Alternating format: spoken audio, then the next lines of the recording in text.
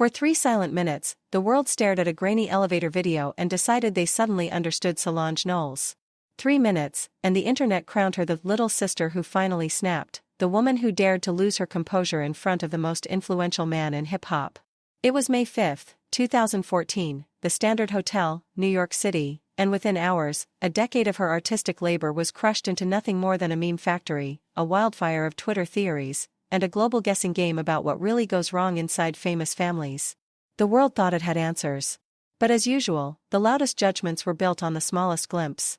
Because long before that elevator door slid open, Solange had been swinging at something far bigger than Jay-Z.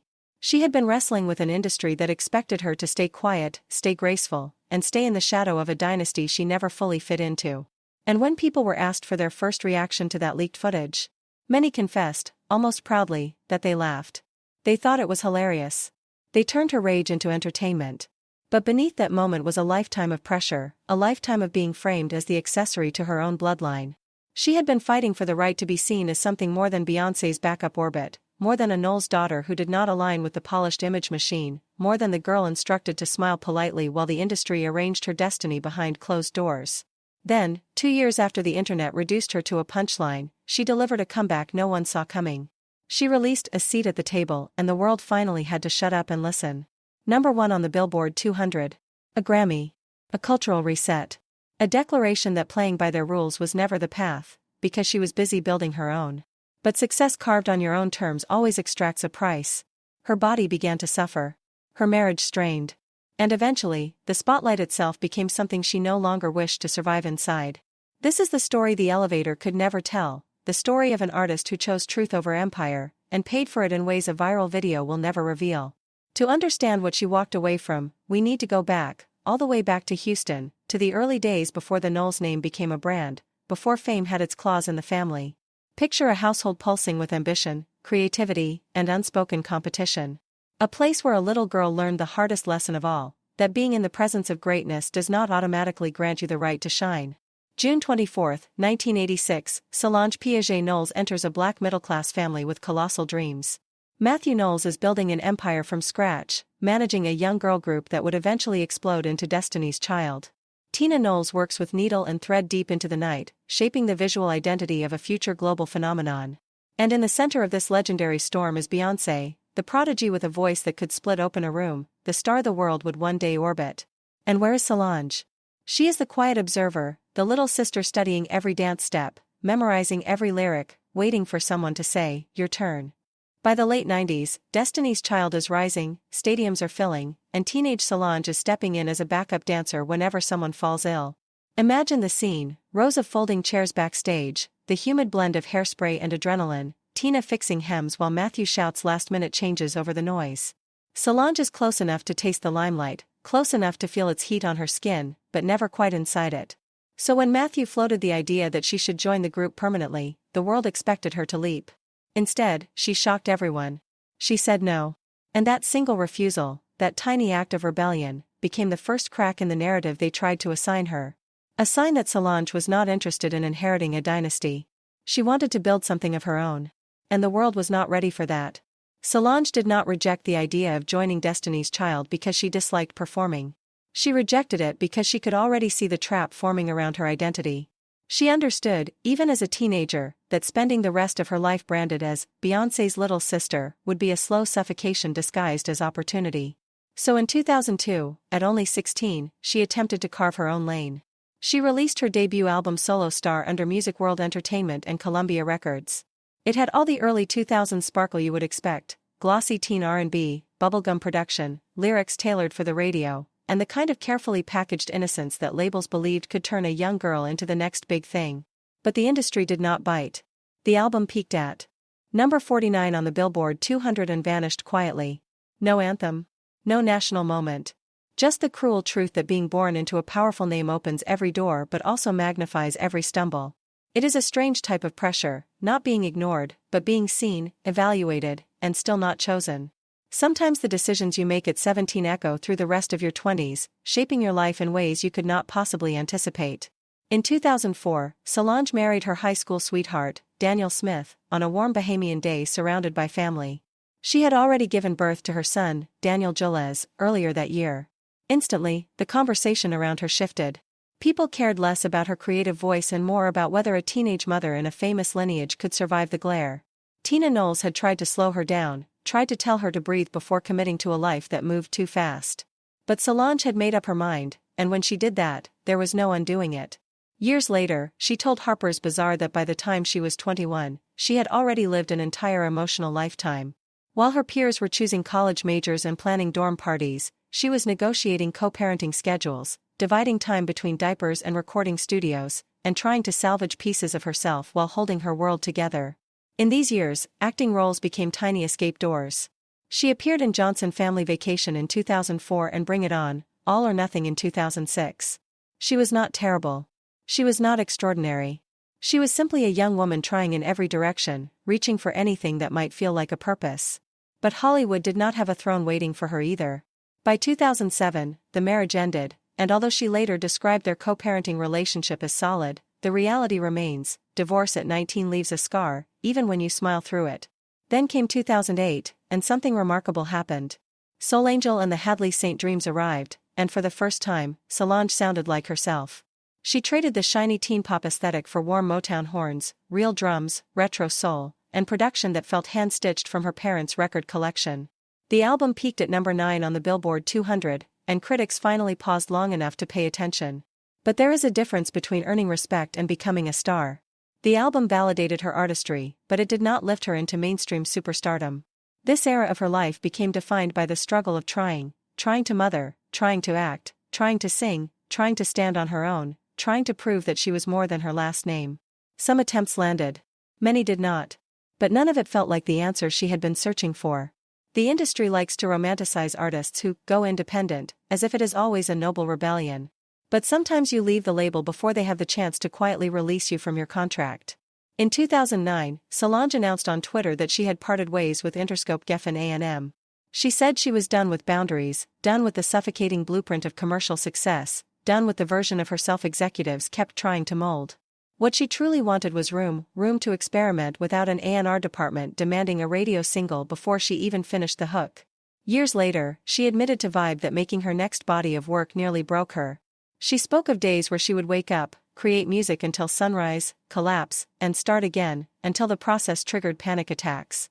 "I literally gave up my sanity for a while to finish that record," she confessed. Enter Dev Hynes, the enigmatic British producer known as Blood Orange. They met in Santa Barbara, and something clicked instantly. Together, they built a sound that defiantly rejected what R&B sounded like at the time. It was angular, moody, minimalist, and quietly chaotic. It did not care about mainstream trends. It cared about truth. So Solange made a radical choice. Dev would produce the entire project, and they would release it on Terrible Records, an indie label with zero interest in turning her into a chart-topping pop puppet. On October 2, 2012, she dropped Losing You, and the internet froze. It did not storm the charts, but it spread like perfume in a crowded room. Electrifying 80s synths, African percussion, and a hook that felt like dancing alone at 2 a.m. while pretending your heart is not hurting. It was not a hit. It was a signal, a message to tastemakers that Solange Knowles was no longer participating in the industry's little talent show. Then came the True EP in November. 7 tracks of retrofuturistic heartbreak. It peaked at number 157 on the Billboard 200, and nobody cared, because critics adored it, blogs worshipped it, and fans who valued artistry suddenly looked at Solange with new eyes. She did not have commercial success, but she had something far more powerful: credibility. By 2013, she was no longer playing in someone else's sandbox. She launched Saint Records, her own imprint. She released the Saint Heron compilation featuring new R&B voices that sounded nothing like the polished, radio-friendly formulas dominating urban playlists. She was no longer simply an artist. She was a curator, an architect of culture, a black woman building infrastructure instead of posing for photos beside trophies. So when a New York Times critic attempted to frame her independence as a childish rebellious phase, she fired back publicly, calling out the condescension embedded in his words. Solange was not asking for permission. She was dismantling the need for it. And by the spring of 2014, Solange Knowles was no longer Beyoncé's shadow. She was an indie icon with a label of her own, a sound of her own, and rules that were entirely hers. And then, May 5 arrived. The Met Gala is supposed to be sacred, the untouchable night where fashion royalty pretends the world outside does not exist. On May 5, 2014, the Carters walked in like black royalty, coordinated, immaculate, powerful. The kind of family social media believes has no cracks. Cameras followed them as they glided out of the gala, smiling, poised, heading toward the after-party at the Standard Hotel. Everything looked perfect. Everything looked controlled. Nobody knew that a 3-minute silent security tape was about to detonate the illusion. The footage is eerie and green. The elevator doors shut. Beyoncé stands against the wall, face unreadable beneath the shimmer of her Met Gala gown. Jay-Z stands tall in a tuxedo, calm. And then, without warning, Solange launches at him. Fists raised. Legs kicking. Her entire body transformed into a storm. A storm the world would replay a million times without ever understanding the weather behind it. The bodyguard's arm shoots out like a steel gate, trying to hold her back, but Solange keeps swinging, her anger slicing through the air like it has been waiting years for an exit. Beyoncé does not move. She does not scream, she does not intervene, she does not protect either side. She simply stands there, frozen in glitter and composure, as if she has watched this movie 1,000 times before, as if every punch carries a secret she already understands. And then, a week later, on May 12, TMZ drops the silent footage, shattering the internet in seconds. Social media erupts into a digital riot. Twitter detectives create timelines. Bloggers speculate with the confidence of surgeons. Everyone believes they know the truth, even though the footage offers no sound and no context. Was it about Jay-Z's alleged infidelity? Was it about designer Rachel Roy at the after-party? Was Solange defending Beyoncé? Was this a rupture years in the making? Nobody has answers. All the world has is 3 minutes of violence without a voice. Rage without explanation. 3 icons stripped down to pixels and gossip fodder. The clip becomes a meme, an obsession, a pop culture fossil replayed so many times that the images begin to feel mythological. 3 days later, on May 15, the family releases a joint statement. 1 paragraph. Carefully sanitized. Crafted by lawyers and publicists in a language that says everything and nothing.